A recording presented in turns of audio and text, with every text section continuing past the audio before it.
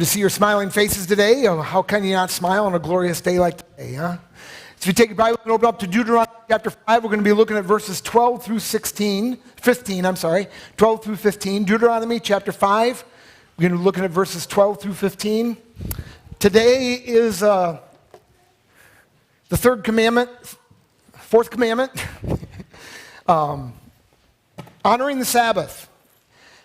And I'm not going to say a lot of the things you would normally think I'm going to say, only because I believe that the New Testament puts wide open the understanding of how to interpret the Sabbath and how we're to look at it. I think actually we have a bigger purpose in the Sabbath that we're missing, getting all hung up on whether or not we can sell apple dumplings, getting hung up on whether or not we can go out to eat on Sunday, whether we can buy gasoline on Sunday, all those kind of things. Those are important to consider. And take a look at Romans 14 in order to find your convictions. If you're not familiar with Romans 14, then you'll have a wonderful adventure. But I do want to give a little bit of a context for the first century and especially for what we're looking at as a New Testament Christian looking at this passage from Deuteronomy, because I think we have a lot of important things to discover. First of all, Sabbath comes in the context of creation. It was originally established on the seventh day when the Lord God rested after creating. So we need to understand creation, the Sabbath day in the context of creation as well.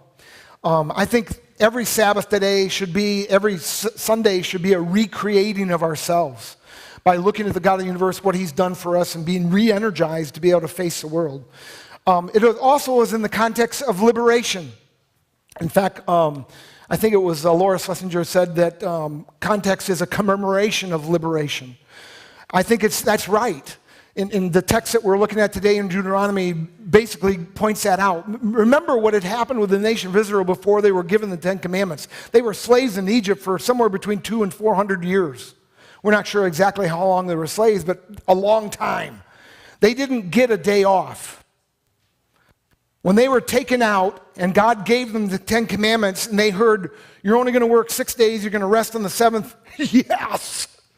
This is great. Now, we in America, we work we think we work 5. And then we take 2 days off. We say, well, we got to give 1 to God. Man. But in the context of the nation of Israel coming out of slavery, this was great news. And it ought to be great news for us if we really understood how desperately we need what the Sabbath offers to us. And that's my agenda today. That's what I hope to be able to establish to you in your hearts and your minds, is our desperate need for the Sabbath. It was given to Moses originally about 1500 BC. By the time of Jesus, it had been hugely perverted and distorted. In fact, in their estimation of what it meant to work, the Jewish religious leaders had come up with all sorts of identifications of what it meant to work and what would be a violation of the Sabbath. So much so that they said that you could pick up a half a fig as long as you didn't send it down and pick it up again. But then it became a whole fig, and that was work. The Sabbath day, you could walk 2,000 cubits, and you could have a chance to be able to go to visit somebody as long as within 2,000 cubits.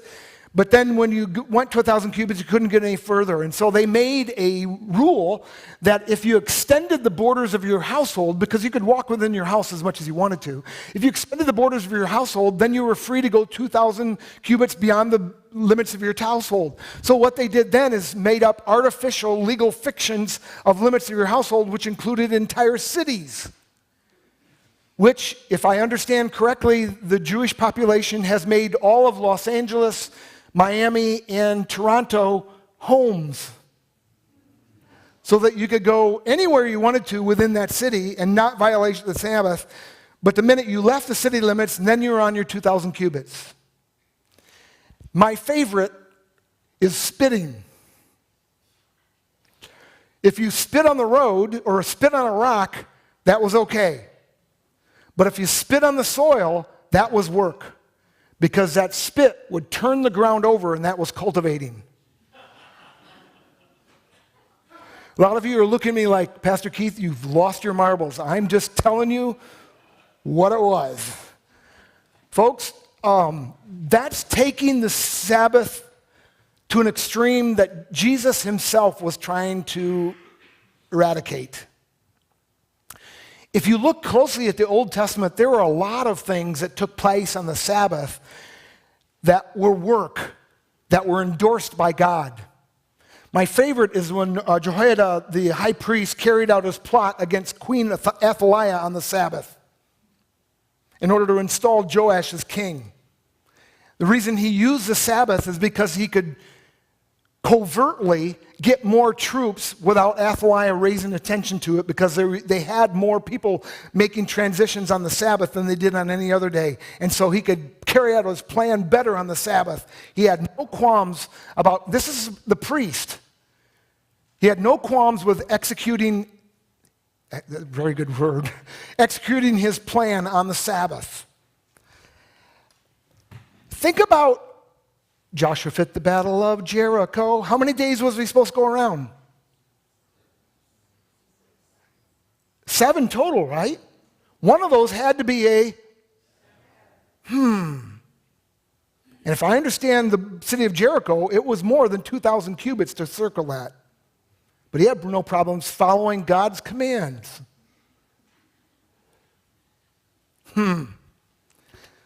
So the Jewish people in the first century's understanding of Sabbath was distorted, and Jesus came in order to help us to better understand the Sabbath and how the Sabbath is there for us to retool, to rethink, to realign with the God of the universe. And unfortunately, we give it a bunch of rules and a bunch of legislation and completely forget what the intended purpose of the Sabbath is supposed to be. Now, you'll hear the Sabbath in Christian New Testament circles called the Lord's Day. There is a difference between the Sabbath and the Lord's Day. The Lord's Day is Sunday. Sabbath is Saturday. Sabbath was the last day of the week. The Lord's Day is the first day of the week. I believe there's a purpose for that. God, in his setting up the Sabbath on the last day of the week, was there in order to rest after 6 days of work. Whereas the Sunday Lord's Day is there in order to realign your thinking, in order to make your 6 days of work following more purposeful and more meaningful, in order to give you significance in what you were doing for the rest of the week, in order to give you significance for the rest of your life. Lord's Day was built on Jesus' resurrection on Sunday, and if you look very, very carefully at the New Testament, there's evidence all over the place that the New Testament church really use the Lord's Day as their focus, use Sunday as their focus and not Saturday. Now listen, there may be some Seventh-day Adventists here today. If you're worshiping Jesus, you're fine. You know what? I actually worship, and my day off is on the Islamic Sabbath. So it's on Friday. Yeah, well, it's supposed to be on Friday. There are people who impose obligations upon me, the conference, that always happens on Friday.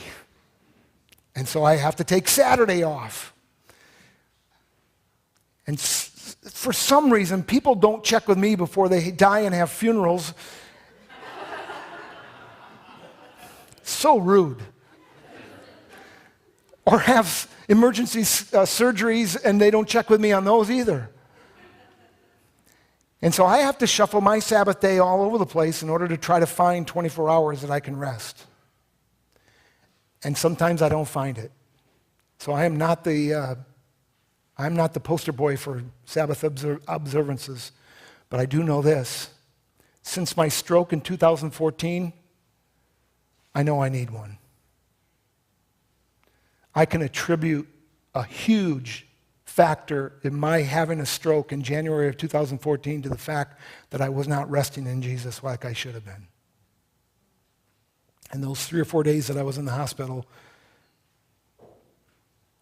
were a Sabbath for me that I needed. Don't let it happen to you. Take time to be holy. Take time to reconnect with Jesus. Listen very, very carefully. I've forgotten who reads this. Oh, Anita. As Anita comes and reads from Deuteronomy chapter 5, verses 12 through 15.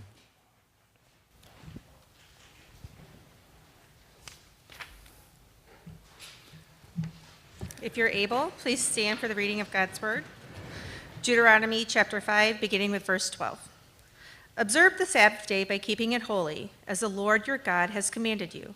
6 days you shall labor and do all your work. But the seventh day is a Sabbath to the Lord your God. On it you shall not do any work, neither you, nor your son or daughter, or your manservant or maidservant, nor your ox, your donkey, or any of your animals, nor the alien within your gates, so that your manservant and maidservant may rest as you do. Remember that you were slaves in Egypt, and that the Lord your God brought you out of there with a mighty hand and an outstretched arm. Therefore the Lord your God has commanded you to observe the Sabbath day. This is God's word. You may be seated.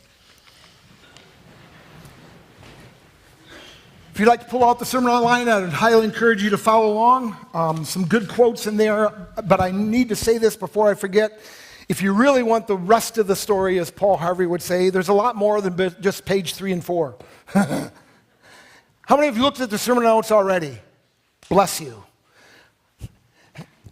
I think it's 24, 25 pages of notes. That's not going to always happen. Most of my sermons only have maybe 7 to 8.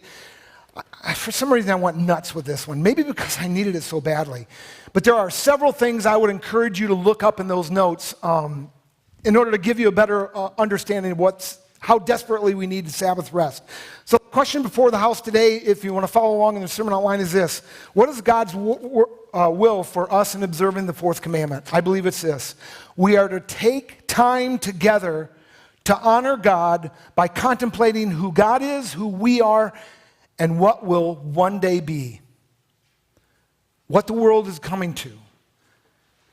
We need to learn to take time to be holy, take time to connect with God, take time to realize who we are, created in His likeness and His image, what God has called us to be. Those seniors that are graduating, I would highly encourage you to make sure throughout your life that you take 1 day out of 7 to rest and to refocus, retool, as Stephen Covey says in 7 Habits of Highly Effective People or something like that. We need that time. The word for the day is rest.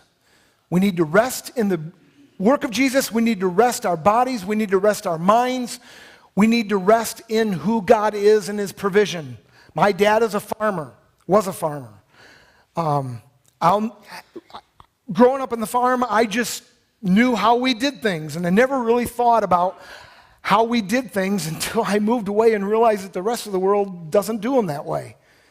My dad rested on Sunday. The only thing that he did when we had cows, we would milk the cows, but the only thing he did was feed the livestock on Sunday. We never worked in the field, and can I say something? There were days where my dad could have made thousands of dollars more had he violated the Sabbath and gone out and work on that day rather than sit home and twiddle his thumbs. Because he wanted to be out there knowing that to get it in that day would be drier, better, more productive. But he never did. Never. In the 17 years I lived on the farm with my dad, and knowing my dad, I don't ever remember him ever violating the Sabbath except to feed the animals, which God pretty much commands that he do. He even followed the scriptures so much as to let the land rest every 7 years. And would put it to alfalfa the fall before, and it just stayed there the whole year, which was great for pheasant hunting. I just thought my dad did this for pheasant hunting. I didn't realize he was doing it in obedience to God, letting the land rest. And if the land needs rest, you, created out of dust, need to rest. We need to reconnect. One, what is involved in observing the Sabbath? Honor God who liberates. And as a Christian, you've been liberated from sin, you've been liberated from the bondage of death, you've been liberated from all sorts of things that the God of the universe wants you to celebrate each and every Sunday. Because it will fortify and energize you for the rest of the week. Honor the God who liberates, He is very good. Remember that you were slaves in Egypt, Deuteronomy 5:15 says, and that the Lord your God brought you out of there with a mighty hand and outstretched arm. Therefore, the Lord your God has commanded you to observe the Sabbath. We need time to take out and reconnect. Number two, what is involved in observing the Sabbath? Reflect on what it means for man to be created in the likeness and image of God. The first Sabbath was in the context of creation. The second Sabbath, the Lord's Day, ought to be in the context of recreation. God wanting each week to recreate us in our hearts and in our minds and in our spirits. Have you ever gone through the work week and wondered what you're doing and why you're doing it and what the heck is all life about? That should never happen if you reconnect with God on the Lord's Day. It should give you the focus and the insight that you need in order to answer that question. Sabbath is a day in which I like this quote by Abraham Joshua Heschel. Heschel. By the way, this guy is kind of the guru. His name came up a lot in my investigation on this particular message. And this is really, really important. His quote, "The Sabbath is the day on which we learn the art of surpassing civilization." Have you ever met somebody and thought, wow, they're a classy person? They just conduct themselves really classy. They speak well and classy. They're a delight to be around. They know where they're going. They're really focused. Folks, the God of the universe wants all of us to be much, much better than that. We are created in his likeness. We're created in his image. And the reason why a lot of us don't excel, reason why a lot of us are stuck in the mud and plateaued and not becoming all that God wants us to be is because they're not envisioning what it means to be created in his likeness.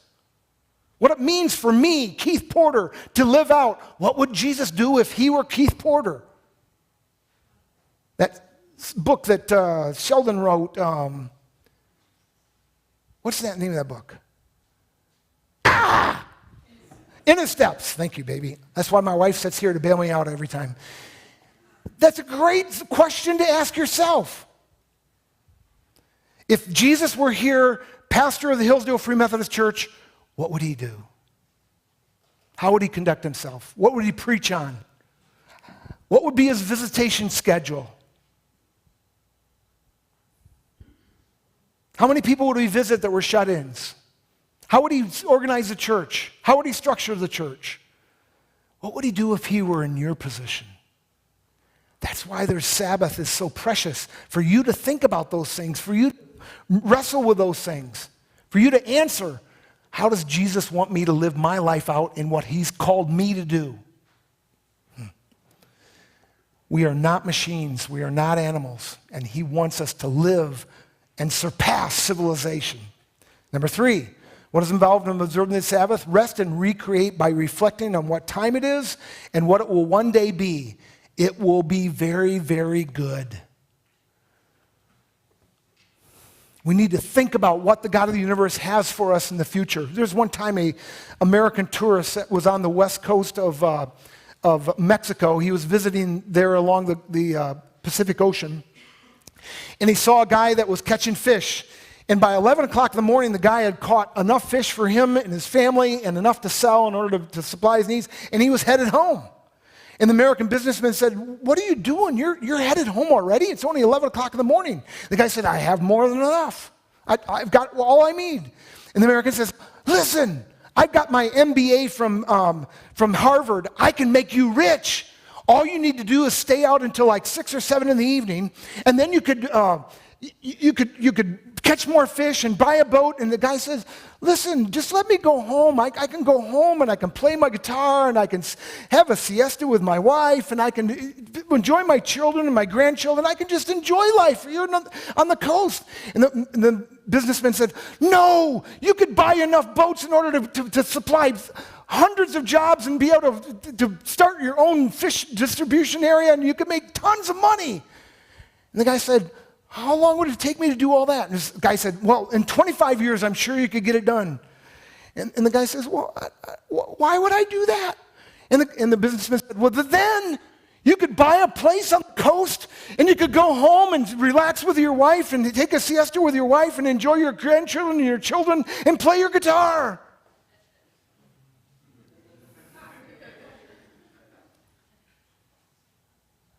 I have a poster that my wife put up, and I can't remember it verbatim, but it basically says this: don't ever forget how very happy you are. Don't ever forget how very happy you are. In our American mentality of seeking for more and more and more, and it's not always bad, but folks, don't get so consumed with pursuing those things that you forget who you are and whose you are. And that happens a lot. If you properly observe a Sabbath, it should never happen. It should keep our focus. Number 4, what is involved in observing the Sabbath? We are to worship and fellowship in community, as it is never good to be alone. Community is very good. Sabbath is a time we should reconnect with our families. Sabbath cannot be properly celebrated without you coming and worshiping with the corporate body of Jesus. Now, I fully agree that you can worship on the golf course. I fully agree that you can worship in the blind and on the lake. But folks, there's a time and a place to come together as worship in corporate, as a corporate body. I like what Laura Schlesinger has to say. Community worship is an antidote to self-centeredness. And we're not prone to that at all. Our hearts are deceitfully wicked, and we will default to selfishness if allowed to do so. There's a scene in Our Town by Thornton Wilder in which Emily, who has died in childbirth, is given an opportunity to go back and visit in her life one day where she's lived. And Emily chooses to go back to her 12th birthday. So the stage manager takes her back to her 12th birthday, and she sees her mom working very, very hard, baking the birthday cake.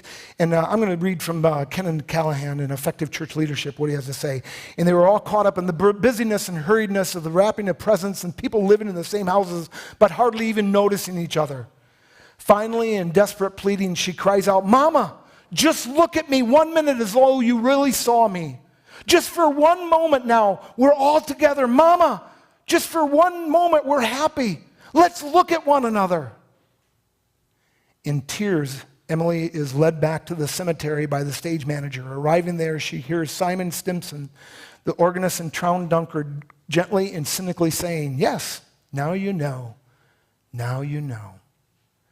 That's what it's like to be alive. To spend and waste your time as though you had 1,000,000 years. That's the happy existence you wanted to go back to, ignorance and blindness.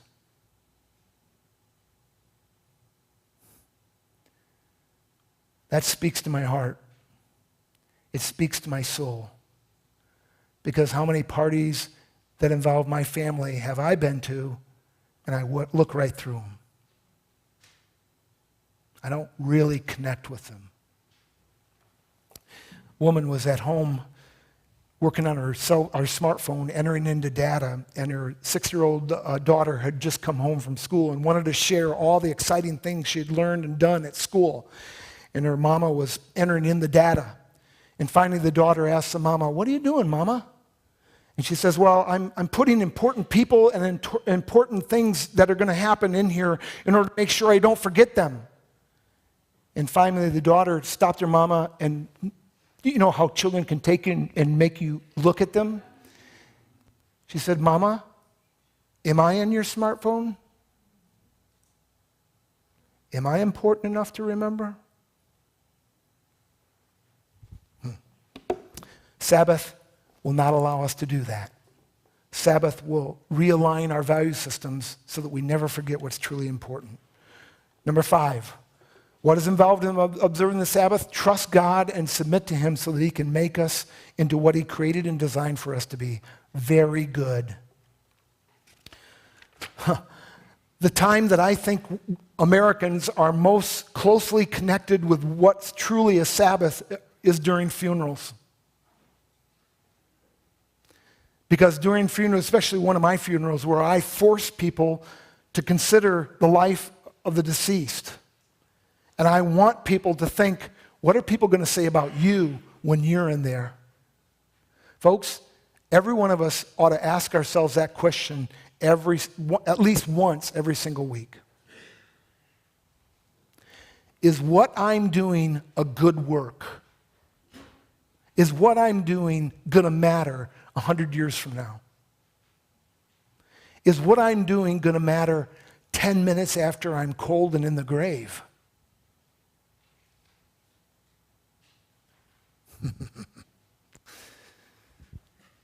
Once time, a pastor talked to a prominent member of his congregation who was always busy.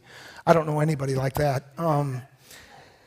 And was always running back and forth. And finally the guy said, why are you always busy? Why are you always in a hurry to go here and there and everywhere else? And the guy said, well, I'm trying to catch up, make sure I can live life in all of its fullness and not miss out on anything. I'm trying to catch all that God wants for me to catch. And the pastor said this, well, that's a good answer if you assume that all those blessings are somewhere ahead of you, trying to elude you. And that if you run fast enough, you might catch up with them. But isn't it possible that those blessings are behind you, looking for you, and trying to catch you, except you make it harder and harder for them to get you? Wow. I needed to hear that. There was one time a pastor checked into a monastery in order to be able to spend some quiet time in solitude with God. And the monk came up to the pastor and said, I hear you're here on a spiritual pilgrimage. If there's anything you need, just let us know, and we'll send someone to teach you how to live without it.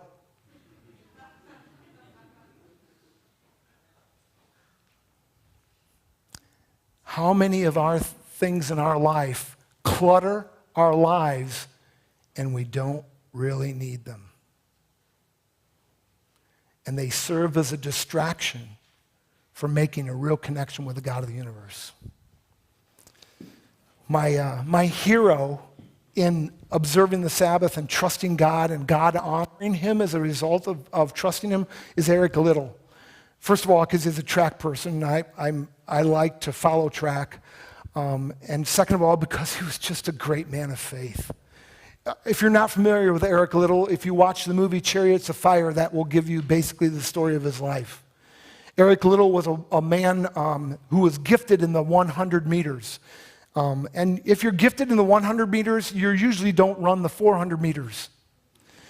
And in the 1924 Paris Olympics, Eric Little had already run the bronze medal in the 200 meters and was waiting for qualifications in the final in the 100 meters when he realized that the qualification for the 100 meters came on Sunday.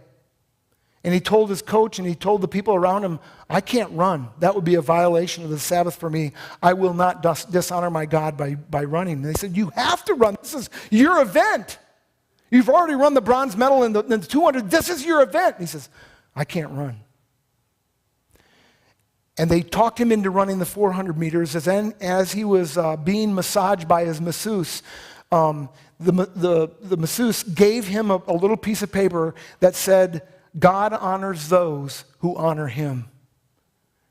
And Eric Little was receiving a lot of flack, not only from his coach and his teammates, he was receiving flack from the royalty in England for not running and representing your nation.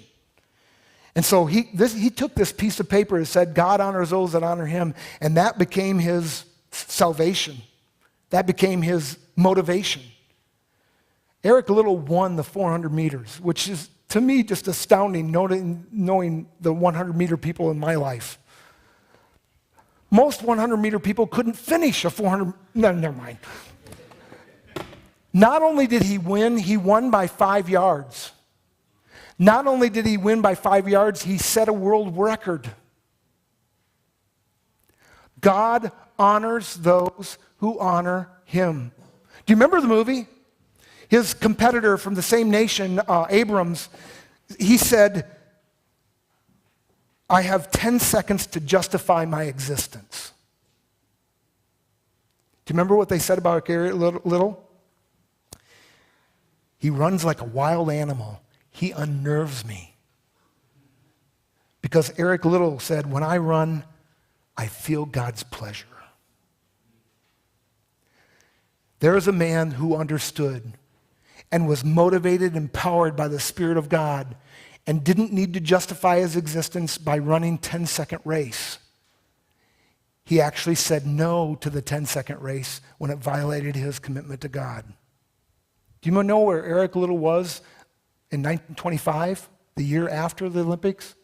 He was serving as a missionary in China. Was later put in a Japanese imprisonment camp during World War II and died of a brain tumor in that imprisonment camp. One of the people who sat under his ministry in that prison camp, that Japanese prison camp, was James Hudson Taylor IV, who later became president of an overseas mission committee. And he looks back at his time with Eric Liddell as being a refocusing and a realignment of what it means to really follow God.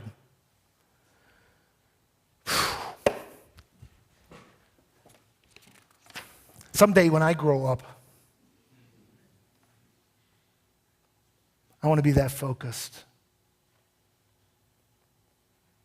Worship point. Give honor, praise, glory, and worship to the God of the universe who loves you enough to encourage us to spend more than 14% of our time to realize who he is and who we are and what will one day be. And folks, I really believe if we would spend time thinking about that, it would change us. It would motivate us. It would fuel us. It would empower us. It would embolden us. Gospel application. Jesus is the fulfillment of everything to which the Sabbath points. We can rest in Jesus if we trust in him. Remember, Jesus said that I didn't come to abolish the law. I didn't come to abolish it, but to fulfill it. And when he died on the cross, the last thing he said before he perished and said, Father, into thy hands I commit my spirit, was this: it is finished. I fulfilled the law. I've kept it all, including observing the Sabbath.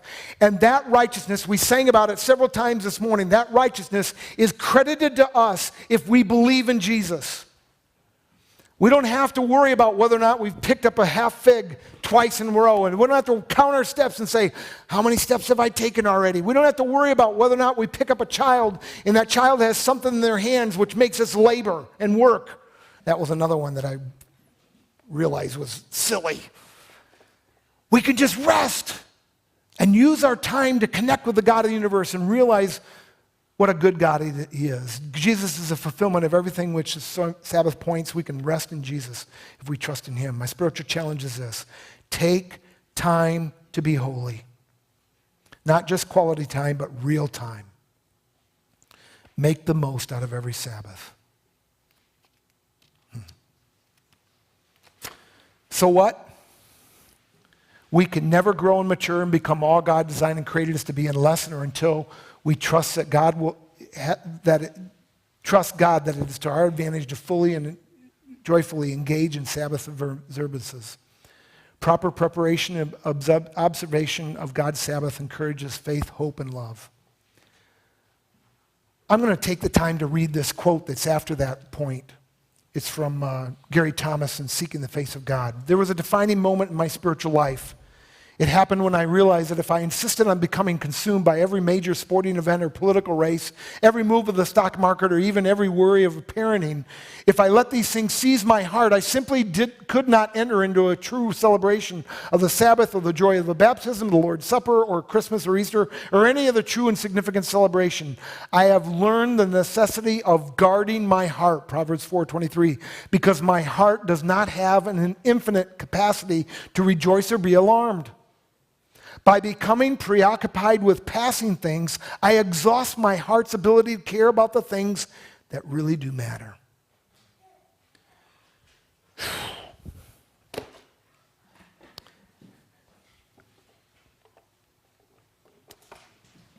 I have given you on your sermon outline a list from Karen Maines from her book, Making Sunday Special.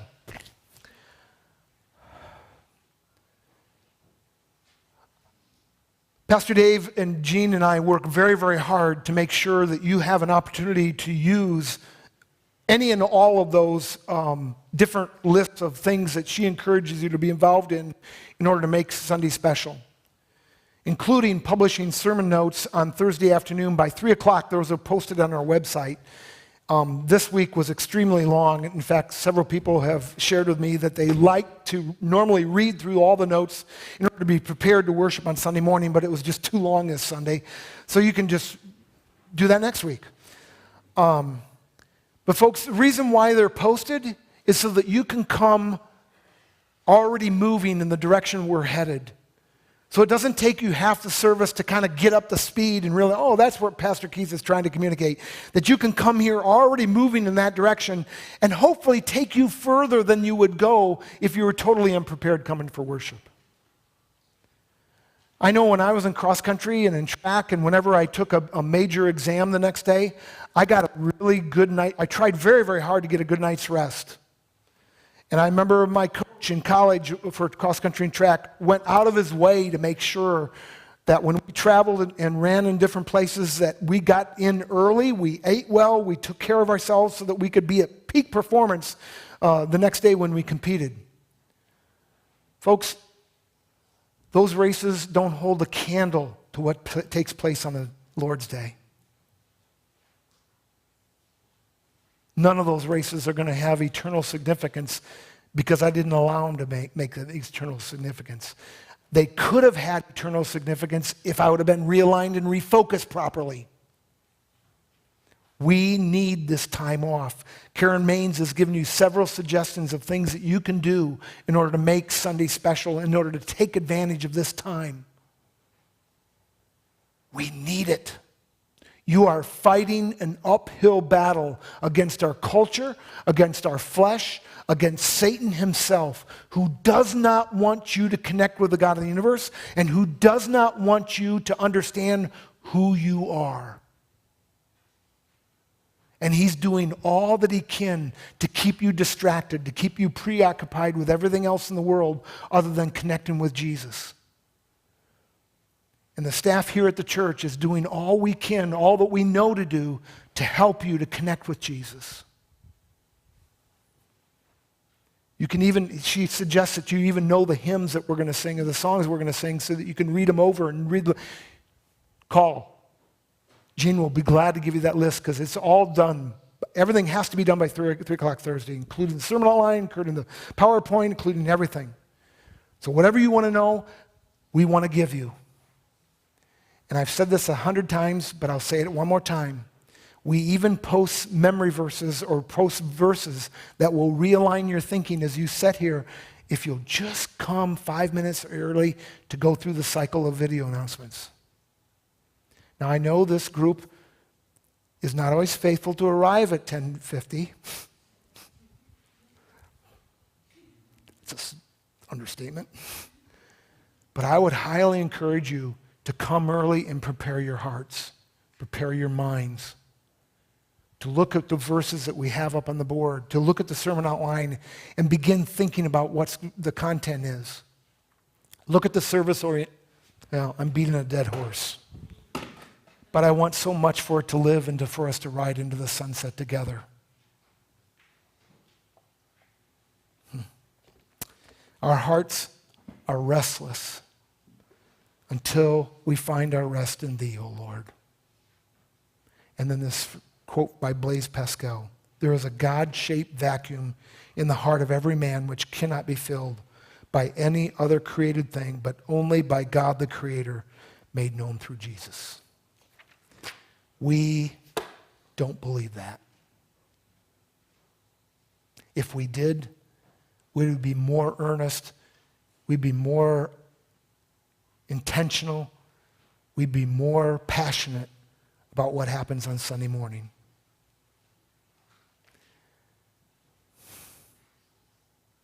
I pray that as your pastor, I do all that I can to help you and facilitate you to use this time to connect with the God of the universe. Because, folks, I know what it will do. It'll change you. It'll energize you. It'll motivate you. It'll empower you. It'll allow you to live the life that Jesus came and lived the life and died the death that he did in order to give you the abundant life. Come and worship the God of the universe and be truly one who is created in his likeness and his image. Let's pray. God, help us.